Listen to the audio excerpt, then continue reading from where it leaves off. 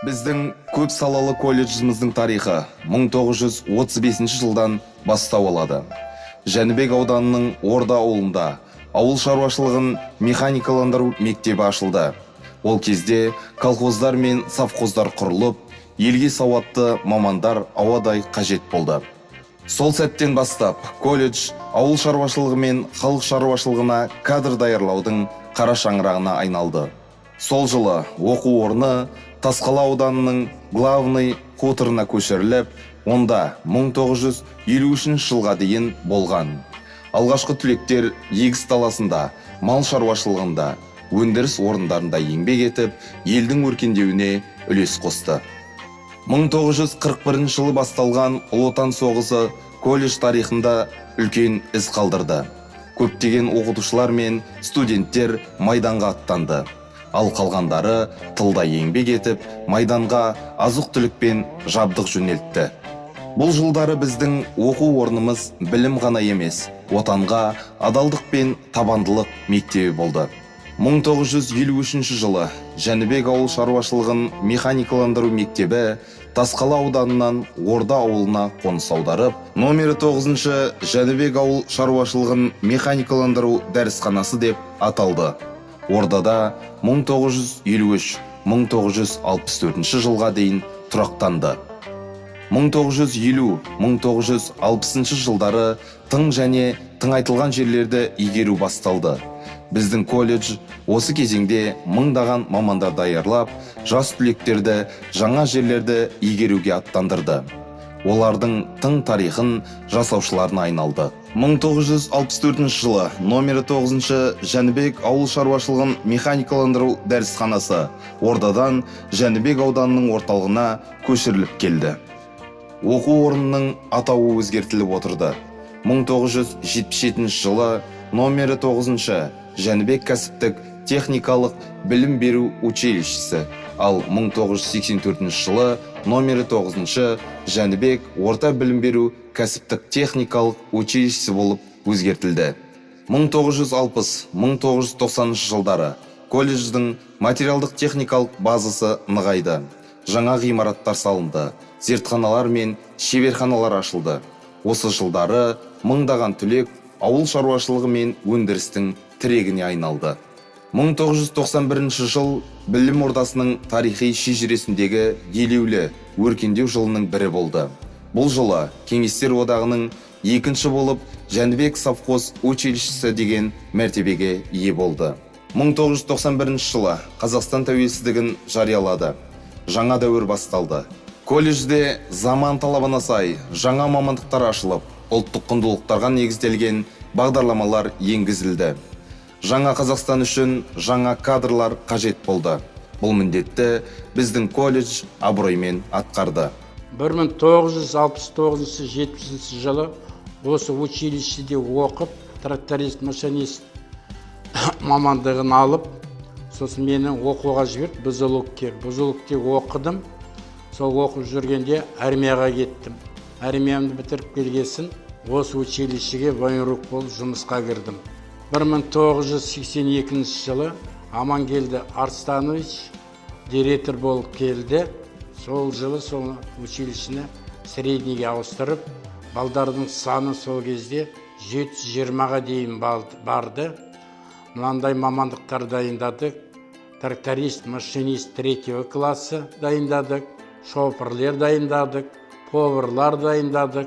1991-92 жылы совхоз училище құру керек деп, бізді командировкаға жіберді город Хмельницкийге.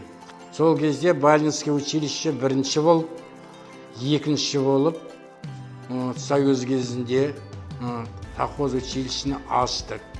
97 жылдан бастап 2015 жылы дейін осы училищеде алғашқы әскер дайындықтың жетекшісі болып жұмыс атқардым. Зейнетке шықтым. Осы ұжымның коллективіне, директоріне көп рахмат айтамын. Қандай мероприятие болса да біздерді қалдырмайды, шақырады, үйге келіп құттықтайды. Осы училищенің коллективіне, дендеріне саулық тілеймін, отбасына амандық тілеймін. Оқушылары студенттері көп болсын. 1993 жылы училище совхозға қайтадан номер 9 Жәнібек орта білім беру кәсіптік техникалық училищесі мәртебесі берілді. Ал 1996 жылы номер 9 Жәнібек кәсіптік мектебі деп өзгертілді. 1995 жылы еліміздің кәсіптік білім беру жүйесі құрылымдық өзгеріске ұшырады. Батыс Қазақстан облысында бұл жылдары кәсіптік білім беру жүйесі сақталып қалды. Солардың бірі Жәнібек кәсіптік мектебі болды. Мектептердің алдында әртүрлі бағытта жаңа мамандар даярлау мәселесі қойылды. Кәсіптік мектеп экономикалық, техникалық, ауыл шаруашылығы, технологиялық мамандықтар бойынша жұмысшы кадрын дайындауға көшті. Колледждің тарихи желісіне көз жіберіп ойрегінен өткізсек, 1997-2008 жылдары кәсіп мектепте 11 жыл басшылық етіп зейнетке шыққан екенмін. Кәсіп мектепте қаржыландыру облыстық бюджеттен аудандық бюджетке беріліп, жетіспегендіктен шәкіртақы төлеу тоқтатылып, топтар қысқартылып, жатақхана, асхана жабылып, 20-дан астам жұмысшы қызметкерлер қысқарған еді. Сол жылдары, 90 жылдары кәсіп мектепте менімен бірге Кенжеғалиев Мерсен, Мұстағұлы, Ақмолдин Изатай, Жұматұлы, Бірманов Сапырақ Қибасқызы, Құрманғалиев Серік Құбашева, Серік Темірболатұлы Құбашева, Айгүл Ризыққызы, Есмұхамбетова Гүлжан Қожанқызы, тағы басқа жолдастар қиындыққа қарамастан аянбай еңбек етіп кәсіп білім беру, тәрбие беру ісіне өз үлестерін қосты. Жаңа мыңжылдықта оқу ғимараттары жаңартылып, заманауи жабдықтармен толықтырылды. Ақпараттық технологиялар енгізіліп, білім сапасы арта түсті. Түлектер еліміздің әлеуметтік экономикалық дамуына өз үлесін қосты. 2009 жылы мекемеге номер 9 кәсіптік лицей мемлекеттік мәртебесі берілді. Сол жылдың 24 маусымында жергілікті еңбек нарығының сұранысына сай мамандар даярлау мақсатында мемлекеттік аттестациядан өтіп, тиісті лицензияға ие болды. 2012 жылы Батыс Қазақстан облысы әкімінің қаулысымен және Батыс Қазақстан облысы білім басқармасының бұйрығымен Батыс Қазақстан облысының әкімдігі білім басқармасының Жәнібек колледжі мемлекеттік коммуналдық қазыналық кәсіпорны мәртебесі берілсе, 2018 жылы Мұстақым Ықсанов атындағы Жәнібек колледжі мемлекеттік коммуналдық кәсіпорны болып өзгертілді. Білім сапасын қамтамасыз ету бойынша Тәуелсіз агенттіктің Қазақстан колледждерінің ұлттық рейтингі 2018 қорытындысы бойынша Ықсанов атындағы Жәнібек колледжі республикамыздың көп салалы колледждерінің арасында үздік ондыққа енсе, 2019 жылы кәсіпқор холдинг өткізген колледждер рейтингісінің қорытындысы бойынша облыстағы колледждер арасында 6-шы орынды иеленді. Ал 2023 жылы Ықсанов атындағы Жәнібек колледжі Қазақстан бойынша 50 үздік колледждер қатарына енді. Жерлесіміз, көрнекті ақын, ойшыл философ, Ғұмар Қараштың кіндік қаны тамған қасиетті Жәнібек ауылында 2016 жылы қоғам қайраткері, еңселі қазақтың тұлғасы жерлесіміз Мұстақым Біләлұлы Ықсановтың 90 жылдық мерейтойына орай Жәнібек колледжіне ардақты тұлғаның есімі беріліп, сонымен қатар мұражай кабинеті ашылған болатын. Соңғы жылдары техникалық және кәсіптік білім беру саласына деген мемлекеттік деңгейдегі назар күшейіп келеді. Соның бір айқын көрінісі облыс әкімдерінің колледжімізге жасаған жұмыс сапарлары. Бұл сапарлар колледжіміздің дамуына, білім беру сапасының артуына және еңбек нарығына сай мамандар даярлау мәселесіне ерекше көңіл бөлініп отырғанын дәлелдеді. Облыс әкімдері өз сапарлары аясында оқу орнымыздың материалдық техникалық базасымен, заманауи оқу кабинеттерімен, шеберханаларымен және студенттердің тәжірибелік дағдыларын жетілдіруге арналған өндірістік оқу орындарымен танысты. Бүгінде біздің колледж көп салалы заманауи білім ордасы. Мұнда дәстүр мен жаңашылдық үйлесім тапқан. Студенттер ауыл шаруашылығы, техникалық мамандықтар, білім беру және қызмет көрсету саласында біліктілік алады. Жас маман республикалық бағдарламасы аясында колледждердің материалдық техникалық базасын жаңғырту көзделген болатын. Жас маман бағдарламасына Санов атындағы Жәнібек колледжі өз ұсынысын беріп, облыста іріктеуден өткен 10 колледждің қатарына қосылды. Осы бағдарламаға ауыл шаруашылығын механикаландыру, тамақтандыруды ұйымдастыру және дәнекерлеу ісі мамандықтары қосылып, біздің колледжге 323 миллион 312 мың теңге бөлінген болатын. Аталған қаражатқа шетелден келген ауыл шаруашылық техникалары, дәнекерлеу машиналары және аспаз құралдары сатып алынды. Ауыл шаруашылығын механикаландыру мамандығы бойынша оқитын студенттер шетелден әкелінген заманауи техникалар мен агрегаттарды пайдалана отырып, түрлі практикалық жұмыстар орындайды.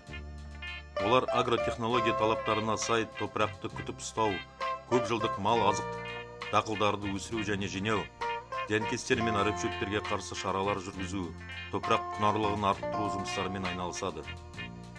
Сонымен қатар студенттер техникалық қызмет көрсетіп, ақауларын анықтап, оларды жөндеу бойынша да тәжірибе жинақтайды.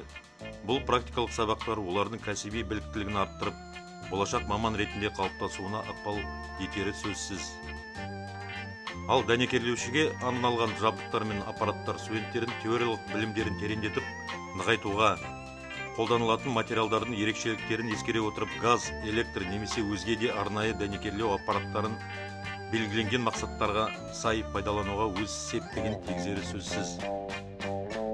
Сонымен қатар, бүгінгі таңда аспаздарға қойылатын жоғары талаптар негізінде асханаға арналған заманауи құрал жабдықтар сатып алу арқылы колледж базасында сұранысқа ие түрлі тағамдарды дайындауға, қоғамдық тамақтану орындарында және кәсіпкерлік нысандарында жұмыс жасауға қабілетті, білікті мамандарды даярлауға мүмкіндік жасалды. Мұның бәрі осы заманғы білім беру саласына сүбелі үлес қосып, оқу ордасының одан әрі өркендеп дамуына тамаша мүмкіндік бар екендігін көрсетеді. Колледждің даму бағдарламасы мемлекеттік даму стратегиясының барлық негізгі идеяларын және жоспарларын жүзеге асыруға, сондай-ақ облысының кәсіптік техникалық колледждер арасында білім ордасының имиджінің өсуі, еңбек нарығында сұранысқа ие бәсекеге қабілетті мамандарды даярлаудағы білім беру бағдарламаларының сапасын арттыруға жәрдемдесетін болады. Біздің ұстаздар тәжірибелі де жаңашыл, ал түлектеріміз елдің түпкір-түпкірінде еңбек етіп жүрген мақтанышымыз. Колледж бұл тарихы терең, болашағы жарқын қара шаңырақ. 2016 жылдан бастап колледж білім алушылары WorldSkills Қазақстан өңірлік чемпионаттарына 12 құзыреттілік аясында қатысып, өз білімдері мен кәсіби дағдыларын сәтті дәлелдеп, жүлделі орындарға ие болып келеді. 2024 жылы өткен өңірлік чемпионатта графикалық дизайн құзыреттілігі бойынша Хамзин Ғизат, желілік жүйелерді басқару құзыреттілігі бойынша Зұлбықаров Жасталап жүлделі бірінші орынды иеленіп, республика деңгейінде өткен WorldSkills Қазақстан кәсіби шеберлік чемпионатына қатысып, колледжіміздің абыройын асқақтатты. Сонымен қатар 2022 жылдың маусым айында колледж базасында алғаш рет ауыл шаруашылығы саласы бойынша білім алушылар арасында AgroSkills Орал 2022 өңірлік чемпионаты ұйымдастырылды. Аталған шараға қатысқан ауыл шаруашылығын механикаландыру мамандығының 2-ші курс студенті Мұхитов үздік нәтиже көрсетіп, 1-ші дәрежелі дипломмен марапатталды. Кейіннен ол 2022 жылдың қазан айында Жамбыл облысы Меркі ауданында өткен AgroSkills республикалық байқауына қатысып, жүлделі 3-ші орынды иеленді. 2025 жылы өткен AgroSkills Орал салалық чемпионатында колледж студенті Нареш Жалғас 1-ші орынды жеңіп алып, республикалық кезеңге жолдамаға ие болды. Колледж халықаралық байланыстарды дамытуға да үлкен мән береді. Басты бағыттарының бірі шетелдік кәсіптік және техникалық білім беру ұйымдарымен ынтымақтастықты нығайту, колледжді халықаралық деңгейге көтеру және халықаралық білім берудің қызмет көрсету нарығына ену.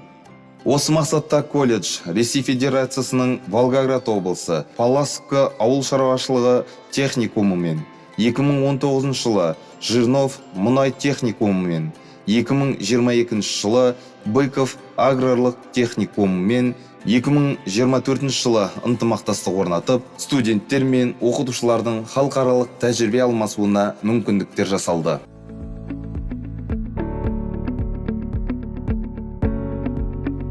Құрметті талапкер, мен Мұстақым Біләл Ықсанов атындағы колледжінің студентімін.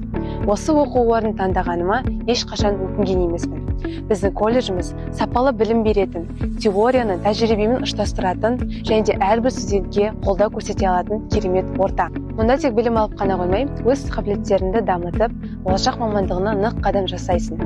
Егер сенде заманауи білім алып, болашағына сеніммен қараған кезде, біздің колледжге оқуға шақырамын. Сенің болашағың өз қолында. Біздің колледж сенің жарқын болашағының кепілі. 90 жылға жуық тарихы бар колледжіміз халқымыздың тарихымен сабақтас. Оның әрбір беті еңбектің, батылдықтың, білімнің шежіресі. Біз өткенімізді мақтан тұтамыз, бүгінімізді бағалаймыз, болашағымызға сеніммен қараймыз.